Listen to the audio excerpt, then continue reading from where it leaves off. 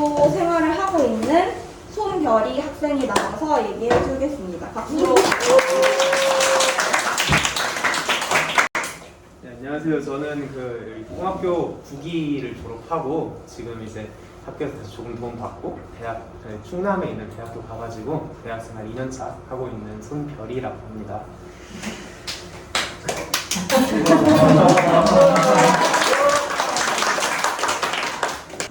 장점이랑 단점이 뭐냐고 물어봐 주셨는데 이제 저는 이거를 되게 하고 싶은 말이 막 많았어요. 그래서 이제 줄이다가 저는 능동성이라는 단어를 좀 생각을 해냈어요. 그러니까 아까 교육 과정에서 보셨다시피 처음부터 끝까지의 과정을 학생들이 직접 경험을 하게 한단 말이죠. 이게 당시에는 모르는데 이제 저도 지금 와서 이제 생각해 보니까 그 과정이 결국 스스로 내가 선택할 수 있는 그런 결정권들에 대해서 알려주는 거였구나 이런 생각을 하게 만들더라고요. 공동체 회의라는 시간이 있어요. 이게 저희 학교에서 되게 중요하게 생각하는 가치인데 이 공동체 회의 과정이 사실 막상 그때 할 때만 보면은 되게 지루하고 뭐 이렇게까지 이걸 해야 되나 컵을 어디다 놓느냐 마냥 뭐가 그렇게 중요한 문제인가 이제 그때는 그런 생각을 하거든요. 근데 이제 사실 지금 와서 생각하면은 작은 문제 하나를 가지고 모두가 참여해서 사실 내 일이 아닌 문제일 수도 있어요. 근데 그거를 모두가 참여해서 하나의 답을 위해서 같이 토론해나가고 만들어가는 과정이 결국은 서로는 서로한테 영향을 미치고 있다는 그런 공동체적인 가치를 전해주기 위해서도 있었고 그 과정을 통해서 내가 여기에 소속되어 있구나. 그러면 나는 이 사회랑 이 작은 사회랑 친구들 안에서 관계를 위해 내가 할 수 있는 일은 무엇인가 이런 연결되어 있는 가치에 대해서 고민할 수 있게 해준다고 생각을 해요. 그래서 이런 비교적 제도권 학교에 대해서 조금 다른 교육의 방식을 배울 수 있다는 것 그리고 이 방식이 사실 살아가는 데 좀 중요한 부분이라는 것 이런 것들이 큰 장점이라고 할 수 있을 것 같아요. 단점으로는 아까 잠깐 말했는데 단점이라고 할 수는 없을 것 같긴 하지만 그래도 계속 말하자면 당시에는 이걸 모른다는 게 저는 좀 큰 것 같아요. 왜냐면 이게 저도 운이 좋게 나중에 생각을 하면서 알았지 만약에 이 깊은 의미를 느끼지 못한다면 어땠을까 이런 생각이 들거든요. 그러니까 이제 선생님들이 추구하는 바는 너무 깊지만 학생들한테 그게 온전히 잘 전달되냐는 이제 조금 아쉽다 이런 느낌이더라고요 저한테는. 그래가지고 이제 왜냐면 그때 당시에 활동할 때 진짜 아까 말한 대로 이게 뭐가 중요한데 이것까지 우리가 회의를 하고 있어야 약간 이런 불만사항 많이 나오긴 하니까 그게 이제 당시 학생들한테는 조금 전달이 덜 될 수 있다. 다만 나중에 돌아보고 생각해보면 그게 무엇을 뜻하려고 했던지는 알 수 있을 거다 이런 얘기를 해드리고 싶습니다. 다음이 학교에서 배운 것 중 어떤 게 도움이 되었냐는데 사실 장점이랑 이어서 제가 어느 정도 얘기해드린 부분이 있었고 결국 이제 사람이 좀 능동적으로 행동하는 게 중요하다라는 걸 알 수 있어요. 왜냐하면 제도권 학교에서는 아무래도 일방적이잖아요. 그 수업이 일방적이고 뭔가 어느 정도 룰이나 답이 또 정해져 있고 이런 길을 좀 따라가게 되는데 이 학교에서는 자기가 수업을 만들 수 있고 욕구에 따라서 좀 이런 것들을 해갈 수 있기 때문에 그런 부분을 통해서 이제 선택과 결정, 또 선택과 책임 이런 부분에 대해서 고민할 수 있는 그런 과정이 있다고 생각을 해요. 그리고 무엇보다 중요한 게 공동체적인 가치를 배울 수 있다는 것. 졸업생 입장에서 이제 또 어떤 학생들에게 꿈학교를 추천하고 싶은지에 대해서 했는데 사실 저는 기본적으로 모두한테 추천을 하고 싶어요. 근데 하지만 지금 이제 한번 뽑아보자면 저는 비교적 좀 소극적인 친구들한테 도움이 될 수 있지 않을까 이런 생각을 했어요. 여기서는 학생 인원수도 적고 선생님들이 한 사람에게 분배할 수 있는 에너지도 다르기 때문에 한 학생에 대한 뜻깊은 얘기를 언제든지 들어줄 수 있고 도움을 줄 역량이 된단 말이죠. 또 학교의 기본 교육 과정 자체도 그런 것들을 추구하고 너는 아까 현정쌤이 말씀하셨던 것처럼 넌 어떻게 생각해 이런 질문 가장 많이 하신다 하셨잖아요. 그런 것들이 결국 좀 자신의 의견이 아직은 부족한 학생들한테 계속 나는 누구지 이런 고민을 할 수 있게 해주는 것 같아서 그런 학생들에게 추천하지만 비교적 모든 학생들이 왔으면 좋겠다라는 생각이 듭니다. 이상 제가 준비한 거는 마치겠고요. 네, 질문 받으면 가겠습니다.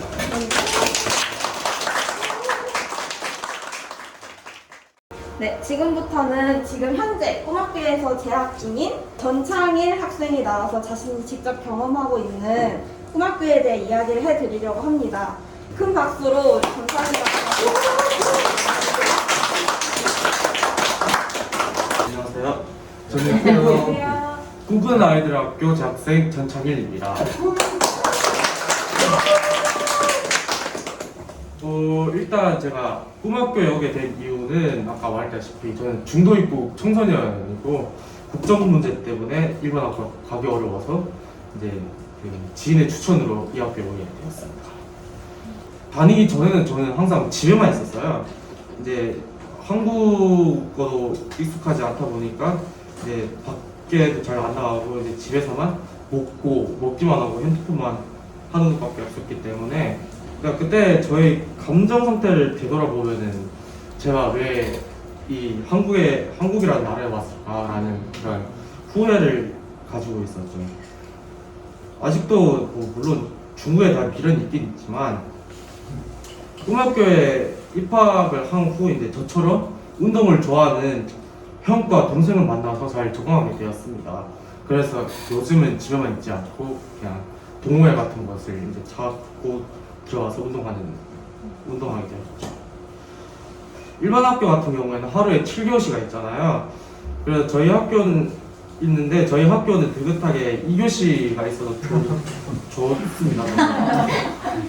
그러니까 저희 학교 같은 경우에는 2시간 동안 한 수업을 계속하면서 담당 선생님에 따라서 이제 쉬는 시간 자유롭게 가질 수 있어서 집중력이 항상 될 수 있는 것 같습니다. 그리고 단점은 일단 보다시피 좁아요, 학교가. 그리고 이제 만약에 보면 5화원 수업이라고 있는데 5화원 수업 같은 경우는 이제 학교가 좁아서 이제 공원까지 가야 하는 상황. 그게 이제 좀 단점인 거죠. 네. 창일이 들어가시고요. 이슈 수업을 맡아서 진행해주고 계신 이훈 강사 선생님 모시고 강사 선생님 눈으로 본 꿈학교에 대한 이야기를 좀 들어보도록 하겠습니다. 저는 처음에 아이들을 가르치기 시작한 거는 학원에서 아이들을 가르치기 시작했고요. 그 학원에서 아이들을 가르치다가 이제 그 학원에서 가르치는 것을 느끼는 그 교육의 효율성, 빛나는 효율성에 질렸어요. 너무 아이들 지식을 너무 효과적으로 효율적으로 전달하는 그 모습에 물론 아이들의 어떤 지적 성장에 좀 도움이 되긴 했지만 사람을 그렇게 효율적으로 키우는 것에 대한 어떤 약간 반감이 생기기 시작하면서 이런 거 말고 좀 다른 교육이 필요하다는 생각을 했고 고민하던 끝에 우연히 꿈꾸는 아이들의 학교를 만나게 됐고요. 현재는 이슈라는 수업을 진행하고 있는데 그 이슈라는 거는 뭐 아까 소개가 됐지만 사회적 문제, 사회적 이슈도 다루고요. 또 우리 아이들이 일상에서도 경험할 수 있는 주제들이 있거든요. 좀 도덕적인 주제들. 그걸 또 다루는 그런 수업을 2가지를 2시간 동안 앞에 1시간, 뒤에 1시간 이렇게 나눠서 수업을 진행하고 있습니다. 아까 제가 학원은 효율성을 정말 잘 가르치는 것처럼 말씀드렸잖아요. 지식적인 효율성을.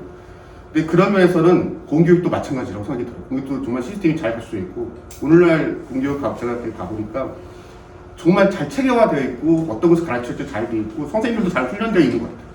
그리고 그동안 대안학교에서 가르쳤던 방식도 일반 학교가 많이 흡수를 했어요, 공교육이. 그래서 굉장히 그것들을 잘 실현시키고 있더라고요. 또 선생님 중에는 굉장히 또 훌륭하신 분도 계세요. 잘하시는 분도 계시고, 개인적으로도. 그래서 이런 생각을 했죠. 대안학교가 굳이 공교육에 있으면 괜찮은 거 아닌가 생각을 했는데 제가 고민해봤죠. 무슨 차이가 있는 거지? 근데 한 가지를 찾았습니다. 공교육에는 아이들이 너무 많아요. 이게 결정적인 차이라고 저는 생각이 들었어요. 이게 뭐냐?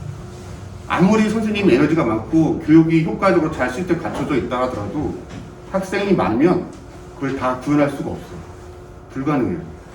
가보면 분명히 애들 몇 명씩 떨어져 나갑니다. 선생님이 아무리 노력해도 소용이 없어요. 그리고 선생님이 매일 하루 종일 그 아이와 같이 있는 게 아니에요. 아이 선생님도 자기 국가 수업을 해야 하기 때문에 도와줘야 됩니다. 그 아이를 제대로 관찰할 시간이 없어요. 그 아이의 욕구나 그 아이가 갖고 있는 마음의 상처, 심리적인 어떤 것들에서 알 수가 없어요. 눈치가 정말 깊고 정말 잘 열심히 계속 아이들만 쳐다보는 선생님이 있겠지만 대다수는 그렇지 못합니다. 근데 이 대학교, 이 꿈학교도 마찬가지지만 여기 서울시형 대학교들은 대부분 그렇지가 않아요. 소수 학생들을 다니고 가르치고 있어요. 여기 보시면 아시다시피 길잡이 선생님들이 6명이고 강사진도 제가 알기로는 한 10명 가까이 되죠. 근데 학생 수는 10명 안팎이에요.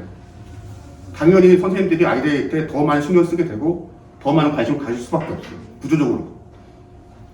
지식의 효과적 전달이니 뭐 시스템이 체계화되어 있다니 그런 좋은 장점을 공교이 다 갖고 있긴 하지만 단 하나가 못 갖고 있는 건 바로 아이들과 선생님 사이의 관계가 잘 만들어지고 있지 않다는 거.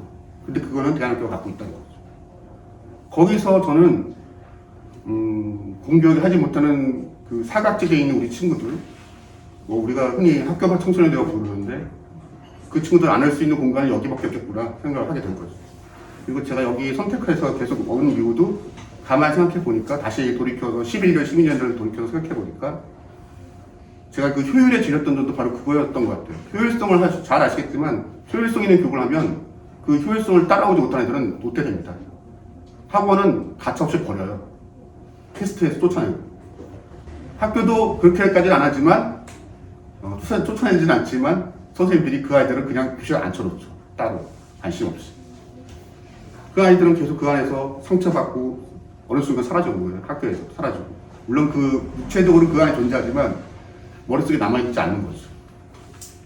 적어도 대학교는 그러지는 않다는 걸 저는 깨달았고요. 꿈학교는 특히 그런 점에서 전 오랫동안 그걸 세워가려고 애썼다고 생각이 들어요. 네. 그래서 많은 사람들이 좀 왔으면 좋겠어요. 관심도 가져주고. 다들 그냥 어떤 효과적이고 효율적인 교육만 생각하시지 마시고 사실 그 진행 과정인데 오래 걸리고 질이 멸렬하게 보이기도 하고 당장 눈앞에 보이는 게 없는 것 같기도 하고 심지어 여기는 비인가 대안학교에서 대학 입시랑 멀어져 있는 것 같아 보이기도 하지만 그럼에도 불구하고 분명히 아이들이 여기서 관계를 맺으면 성장할 거라는 생각이 들거든요. 그런 점에서는 대학교가 굉장히 큰 역할을 해줄 거라는 생각이 들고 네, 저는 여기까지 하겠습니다.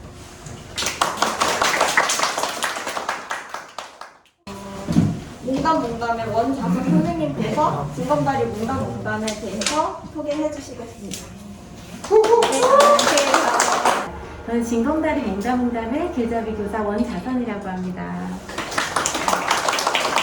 과연 대안학교를 졸업을 했었을 때 우리 학생은 어떤 것을 이제 진로를 어떻게 마련하고 사회로 진입하시는지 계속해서 고민하시고 걱정하시는 부분이 있는 것 같아요. 그래서 저희 몽담몽담에서 하는 이제 교육과정 하나를 소개시켜 드리려고 합니다. 저희 플랜B는 청소년이 이제 사회로 진입하는 과정에서 자기 진로를 설정하고 자립을 준비하는 과정입니다.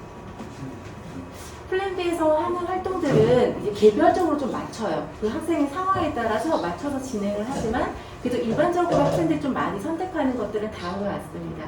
인턴십, 내가 해보고 싶은 곳에 가서 직접 해보는 것들, 그리고 어떤 프로젝트, 내가 하고 싶은 활동을 정해서 그 프로젝트대로 이렇게 쭉 진행해보는 것들.